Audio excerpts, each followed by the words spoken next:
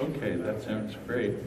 So I'm Bruce, Kilo 6 Bravo Papa, and great to see you again. And I am amateur radio's troublemaker. If there's trouble in amateur radio, you can usually find me right in the middle, and I've probably caused it. And so last year here, if you were here, I think I spoke about some problems with confidentiality at ARRL, and the good news is that those are totally gone, okay? And the reason they're gone is that you guys elected 4 new directors, and at their first board meeting, they just said, no, we don't like those rules. And so that problem has been solved with ARRL. And the very latest problem that there is that some of the digital modes were impossible to monitor effectively. So because people have been complaining about this, we now have a disclosure of everything that it takes to monitor the TAPR modem. And we had most of it until pretty recently. The thing that we were missing was a compression table. And if you compress text and you don't give out the compression table, well, that's just like a code, okay? Because nobody can figure out what the text is. So we finally have that. We're to the point where somebody with a TAPR modem and a GNU radio platform could make open source software to decode TAPR. And the other fun thing that has happened is that the Winmore people put up all of their traffic on the internet. Everything that they relay is now on the internet. And we found out that there was commercial traffic, there was obscenity, there are various other things that were going on. And if you go on their site, you can now see them self-policing.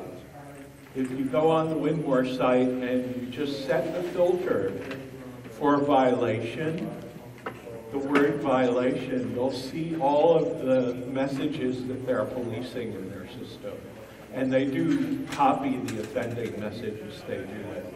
So you can get an idea of the kind of problems that we used to call them official observers. Now they're volunteer monitors, okay? That we have to deal with in order to maintain the rules in amateur radio. So I'm here to talk about Open Research Institute. Now let's see, can this thing? No, it doesn't. And Open Research Institute is a new amateur radio organization. We started them in January of 2018. And so why yet another organization? There's TAPR, there's AMSAT, there's all kinds of ham radio organizations. Well, we're dealing with a legal problem called ITAR. ITAR is the International Trafficking in Arms Regulations. And it turns out that if you work on satellites, if you work on digital voice coding, these things, according to the Department of Defense, are munitions, okay? They are the same as a bomb in that an enemy can use them against us in a war, okay? And so if you are handling these the wrong way so that people in North Korea or somewhere get this technology, you are an arms dealer. Okay, you think dealing with the FCC is bad. Try the Department of Defense, okay, and the FBI and the Secret Service and all the others. Okay, so how can we, as hams, make satellite software and share it with each other? You know, because obviously it's no good if we can't share it. How can we make digital voice codecs and share them if they're munitions? Okay, so AMSAT was sort of very uncomfortable with this whole deal. They had been interviewed by the FBI, which made them more uncomfortable. And it ended up that the Phase 4 Ground Station project, which is an open source project, moved out of AMSAT, and I was asked to form this organization, Open Research Institute, and deal with ITAR because I was one of the founders of the open source movement in software. And open source had solved the ITAR problem, but ham radio had not. And so we also wanted to try managing like an open source project. So if you work for a company, you usually have a boss and it's usually hierarchical. Open source projects don't work that way. They are, to a great extent, everyone just does what they want. And the interesting thing is through discussion, people work together, they coordinate, we actually get useful stuff out of this. Okay, so we wanted to have a different management structure.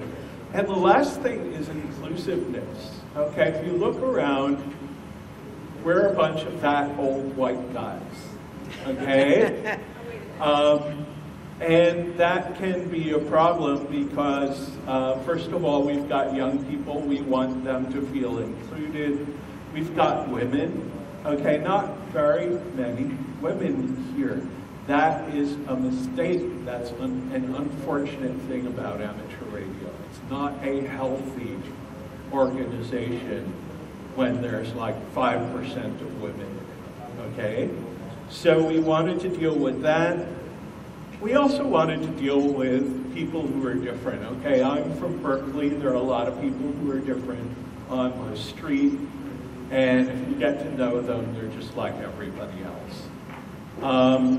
So we wanted to be able to have inclusiveness. It is still an uphill battle.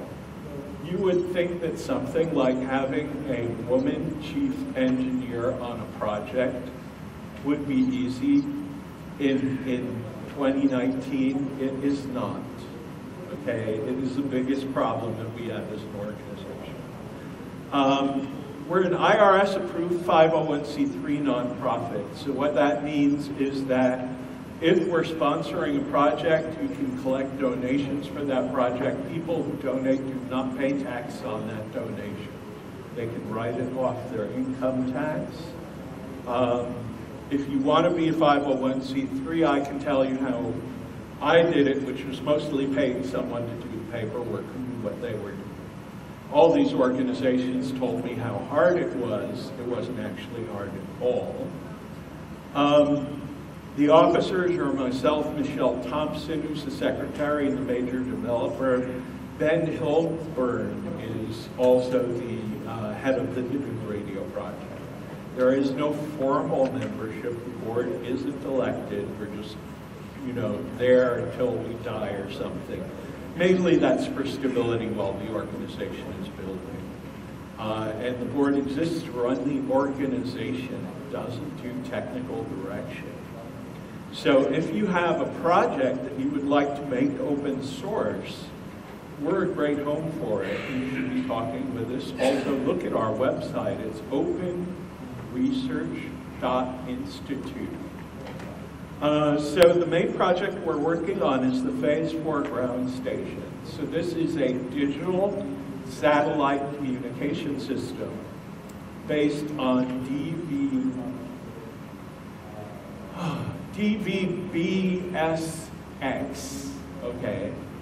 And so what that is a digital television transmission system, but we don't use television as the main payload. We take the whole rest of the standard and we implement it as an amateur protocol, and on top of that we put voice or file transfer or whatever you want to do. And the idea is that, say someday we have a geostationary amateur radio satellite. Well, what if 1,000 stations were able to transmit a digital signal up to that satellite at once? And then the satellite took all those 1,000 signals and put them in one digital stream, which it transmitted down and illuminated the whole hemisphere. Well, everyone could hear everyone else. Okay, so that's the idea. And right now, we don't have a satellite that does that. The only geostationary amateur satellite is the Atari one, and that has an analog transponder, which you can use for the So if you're in the UK or Africa, or even you can just reach it from New Brunswick, I think. You can talk to the satellite, but most of us can't, though. So anyway, we're the home of digital satellite development at the moment. Michelle, I think right now, is at the Allen Observatory, which is a parallel telescope array. I think it's by Mount Lassen in Bernie, I think.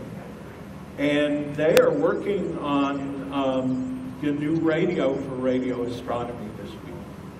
So they're having a sort of a new radio hackathon for radio astronomy, and the hams who are up there can connect to a radio telescope and demodulate the signals with GNU radio, etc. And they really value hams at this organization, and most of the people who work on the Allen array do have their amateur licenses. So anyway, we're becoming effective at being rocket scientists in amateur radio. So let's talk about ITAR. So first of all, I'm not a lawyer, I'm not your lawyer, and even if I was a lawyer, most states only allow a lawyer who's under contract to you to provide you with legal advice. So this isn't legal advice, take it to your lawyer and get that. So the U.S. export regulations exist to keep munitions from reaching the enemies of our country. And there's actually an enemies list, which is the ITAR embargoed list, and it includes the countries like North Korea.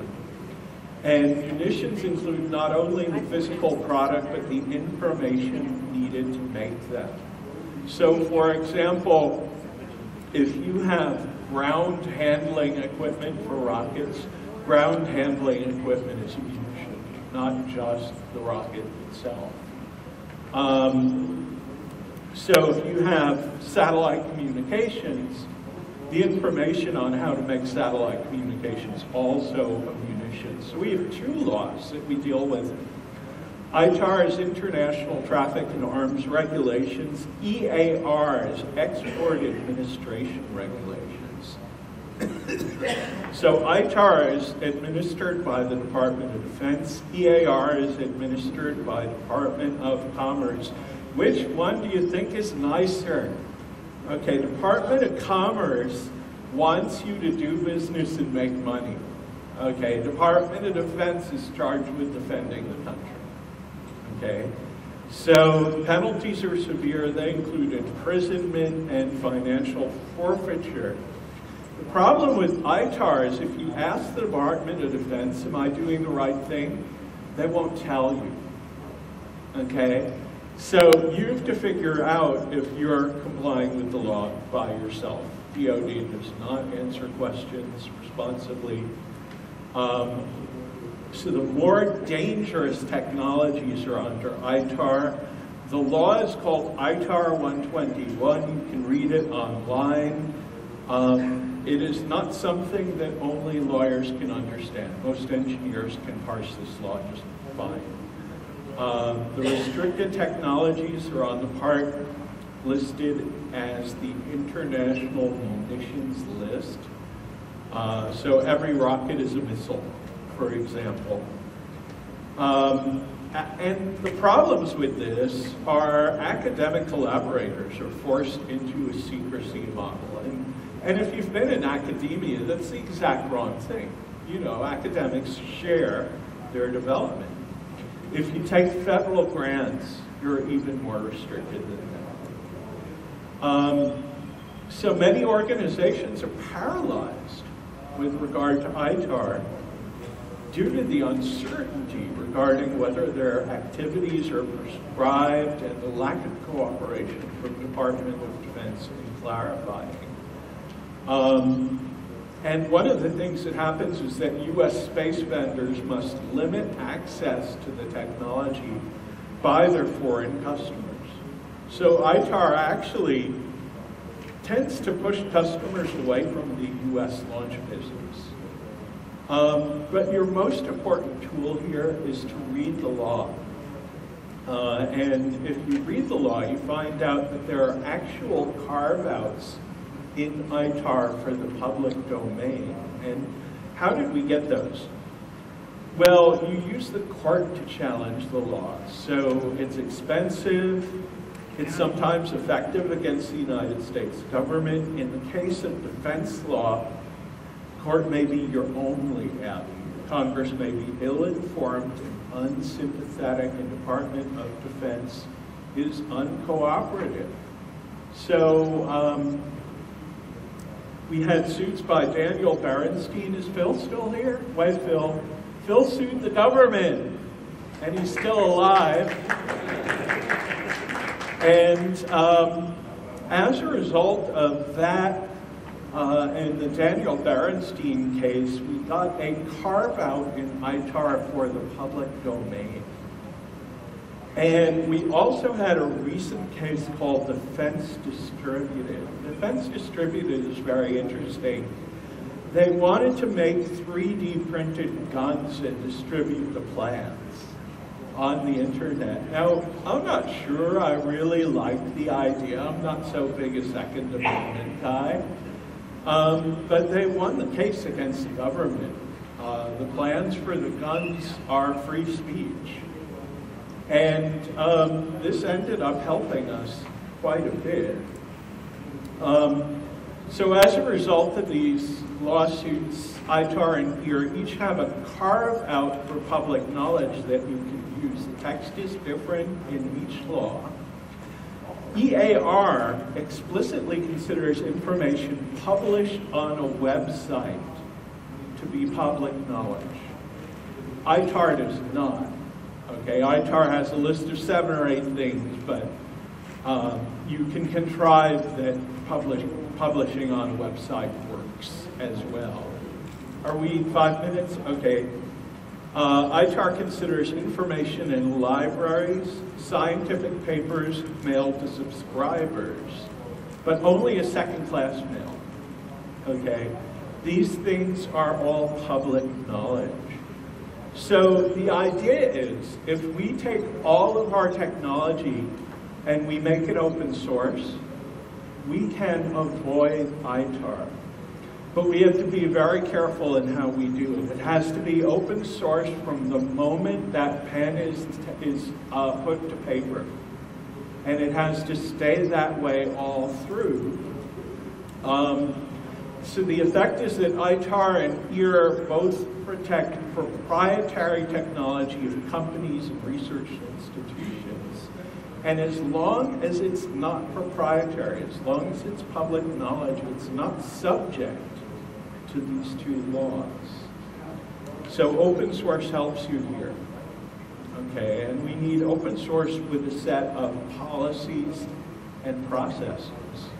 Okay, we cannot provide defense services. Okay, and as a developer of a codec, I get emails all the time from people who work for government contractors in various countries. And I forward them to the CIA. And, you know, here's a guy, he's interested in making an encrypted technology with my codec. You can go look at him. So if you work for a defense company, you can actually collaborate on the project, but you can't use it for defense development with our knowledge. And the reason is, if we let you do that, it definitely would be a munition. And we would not be able to distribute it as hams. And the other thing about this is, you know, we go on de-expeditions. The very last thing you want is a country thinking that you have a secret encryption technology that you're using to communicate in their country. And hams still on de-expeditions get quite bad problems even today in some of those smaller countries. So we keep the defense guys from asking questions on our mailing lists. You can't export physical objects. We can protect the information, But once you've built a satellite, if you send it to Korea, you're still going to jail. North Korea. I've been to North Korea, by the way. There's this little blue room that they use for conferences between North Korea and South Korea. So I got about 11 feet into North Korea in that room. Okay, so what will happen is once you've designed your satellite, if it's going to be launched in a country where you know you'll have ITAR problems, it will sometimes be easier to fabricate the entire satellite in that country rather than ship it from the United States to that country. Sometimes you can get export permission, but it can come with rules you don't want. Okay, and public means public. Success of this policy means that everything really has to be public. And we've experienced problems with academics who insisted on handling ITAR the conservative way. So 2 minutes, okay. By keeping things secret. And if you do that, it removes our protection. Okay, everything has to be public or we are not protected from ITAR.